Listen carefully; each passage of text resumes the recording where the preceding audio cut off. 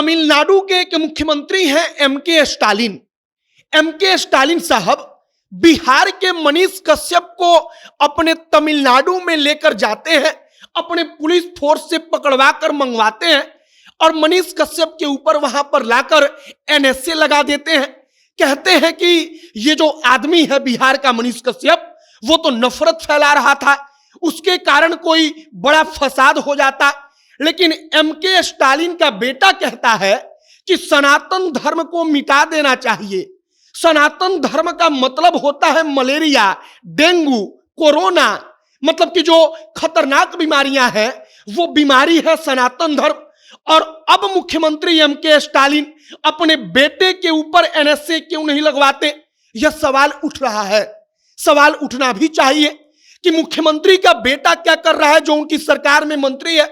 वो तो ऐसा नफरत फैला रहा है, जो नफरत की आग अगर फैल गई तो वो ना जाने किसको किसको बर्बाद कर दे, किन किन राज्यों को एकदम बर्बाद कर दे।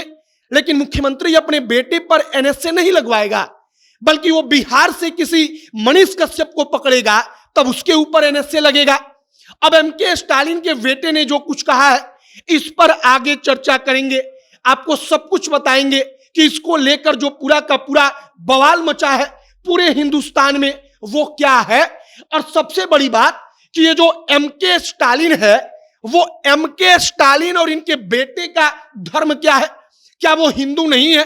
और क्या सनातन धर्म को गाली देने वाले एमके स्टालिन का बेटा इतना हिम्मत करेगा कि किसी दूसरे धर्म को गाली दे? बाकी नमस्कार, मेरा नाम है मोहित कुमार सिंह और आप जनता जंक्शन देख रहे हैं। अगर कोई आपके धर्म को कोरोना कहे, मलेरिया कहे, डेंगू कहे, वो कहे कि इसको मिटा देना चाहिए, तो वो करारा तमाचा उन करोड़ों सनातनियों के गाल पर है जो सनातन धर्म को मानते हैं। उन लोगों के गाल पर करारा तमाचा है जो अपने धर्म के खिलाफ गाली सुनकर भी अब तक चुप है। और आप इनके सहिष्णुता का अंदाजा लगाइए। अब एमके स्टालिन के बेटा जो है, उदयनिधि नाम है, वो उदयनिधि क्या कहते हैं जरा सुनिए। वो कहते हैं कि सनातनम, अपने तमिल भाषा में कहते हैं कि सनातन धर्म क्या है, सनातन धर्म क्या है। वो कहते हैं कि समानता और सामाजिक न्याय के खिलाफ जो है वो सनातन धर्म है। वो बात करते करते मुख्यमंत्री का जो लड़का है वह कहता है कि सनातन धर्म का मतलब होता है मलेरिया, डेंगू, कोरोना। वो तुलना कर देता है एक राज्य का मंत्री, एक मुख्यमंत्री का लड़का सनातन धर्म का डेंगू, मलेरिया, कोरोना से। और एनएसए किसके ऊपर लगता है? तो मनीष कश्यप के ऊपर।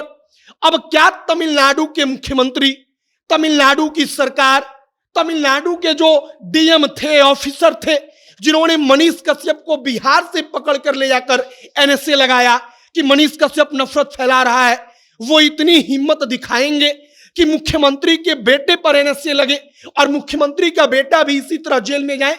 क्योंकि मुख्यमंत्री के बेटे ने तो ऐसा काम किया है कि वो पूरे के पूरे देश को उबाल कर रख दे।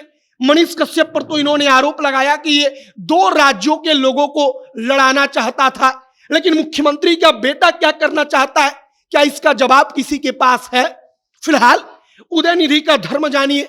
अब उदयनिधि अपने आप को कहते हैं कि हम कोई धर्म नहीं मानते, लेकिन आप कोई धर्म मानिए या नहीं मानिए, लेकिन इसका मतलब तो यह नहीं कि अगर हम कोई धर्म मानते हैं तो आप उस धर्म को आकर गाली देंगे। अगर आप में हिम्मत है तो क्या आप सनातन धर्म को छोड़कर किसी और धर्म को गाली देंगे? यही मुख्यमंत्री का बेटा अपने पहले एक कार्यक्रम में जाता है, कई साल पहले की बात है, और अपने आप को कहता है कि हमको गर्व है कि हम ईसाई हैं। मतलब कि अगर ईसाई धर्म को मानने वाला मुख्यमंत्री का बेटा अपने आप को गौरवान्वित महसूस करता है कि वो ईसाई है, तो क्या सनातन धर्म वाले अपने आप को गौरवान्वित महसूस नहीं कर सकते कि वो सनातन धर्म को मानते हैं? फिलहाल पूरा का पूरा विवाद जो है वो आगे बढ़ चुका है। मनीष कश्यप का जिक्र करना इसलिए जरूरी था क्योंकि बिहार से ले जाकर तमिलनाडु में बिहार के मनीष कश्यप पर मुख्यमंत्री एमके स्टालिन की सरकार ने एनएसए लगवा दिया। लेकिन अब खुद का बेटा जो पूरे भारत में एक भयानक दंगा करवा सकता है, उस बेटे की अब तक गिरफ्तारी भी नहीं हुई है। आपकी क्या राय है, आपकी क्या प्रतिक्रिया है, कमेंट बॉक्स में लिखकर बताइएगा। कैमरे से विशाल खड़े हैं और मैं मोहित कुमार सिंह। बहुत बहुत धन्यवाद।